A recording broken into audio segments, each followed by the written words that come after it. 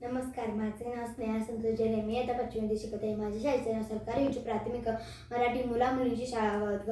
आदरणीय व्यासपीठ गुरुजन वर्ग आणि माझ्या बालमित्र मैत्रिणी, स्त्रियांच्या शिक्षणाचा पाया रोवणाऱ्या, स्त्रियांना साक्षर आणि निर्भय असा संदेश देणाऱ्या आत्मज्योती सावित्रीबाई फुले यांची आज 195वी जयंती आपण साजरा करत आहोत.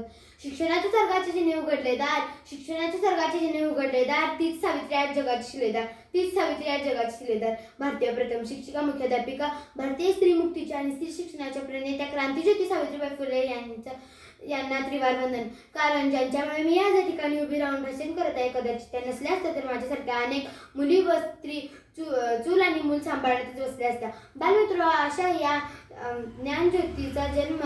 ज्ञानज्योती सावित्रीबाई फुले यांचा जन्म 3 जानेवारी 1831 रोजी पुणे 31 रोजी महाराष्ट्र राज्यातील सातारा जिल्ह्यातील नायगाव या गावी झाला.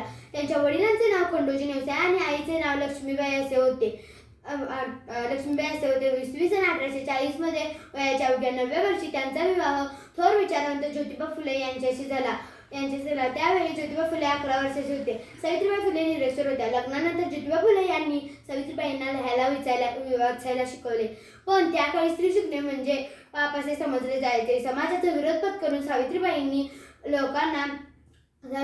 लोकांना शिक्षणाचे महत्त्व पटवून दिले व स्त्रियांना शिक्षण घेण्यासाठी प्रवृत्त करण्याचे कठीण कार्य सावित्रीबाई फुले व ज्योतिबा फुले या दाम्पत्याने केले. 1 जानेवारी 1848 रोजी पुणे येथील बुधवार पेठेत मुलींची पहिली शाळा काढली व त्या शाळेची पहिल्या मुख्याध्यापिका व शिक्षिका म्हणून त्यांना मान मिळाला. त्यांच्या निर्णयाला लोकांनी तीव्र विरोध केला. त्यांचा निर्णय सत्यात उगवत असताना त्यांना अनेक संकटे आली. मुलींना शिकवायला जात असताना त्यांच्यावर दगड, चिखल, रोण फेकत असत. कारण त्या काळी स्त्री शिकणे म्हणजे लोकांना मान्य नव्हते. स्त्री शिकणे म्हणजे पाप आहे अशी त्या काळी समज होती. अशा या संकटांना सावित्रीबाईंना सामोरे जावे लागले. पण तरी त्या या संकटांपुढे डगमगल्या नाही, तर खंबीरपणे उभ्या राहून त्या संकटांना तोंड दिले. सावित्रीबाईंविषयी सांगावे तेवढे कमीच आहे. शिक्षणासोबत त्यांनी उपेक्षितांच्या मनात नवचैतन्य निर्माण केले. बालविवाह, सती, केशवपणा अशा क्रूर प्रथांना त्यांनी विरोध केला. दीनदुबळ्यांना, अनाथांना आणि विधवांना त्यांनी आदर दिला व स्त्रियांना साक्षर आणि निर्भय असा संदेश दिला. काव्य फुले, पावनकशी, सुबोध, रत्नाकर हे काव्यपुस्तक संग्रह लिहून लोकांना जागृत करण्याचे कार्य त्यांनी केले. पुण्यामध्ये 1896-97 मध्ये प्लेगची साथ पसरली. प्लेगच्या रोग्यांची सेवा करीत असताना सावित्रीबाईंना प्लेगची लागण झाली. 10 मार्च 1897 मध्ये त्यांचे निधन झाले.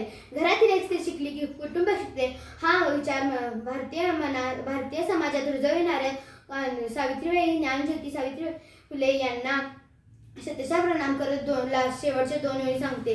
तू क्रांती ज्योती, तू दयेची मूर्ती, तू क्रांती ज्योती, तू दयेची मूर्ती, तू ज्ञान आई, तुझ्या ऋणातून कशी हो मी उतराई, मिळाला हक्क शिक्षणाचा तुझ्या कष्टामुळे, अधानी वध तू आमची लाडकी तू सावित्रीमाई, धन्यवाद.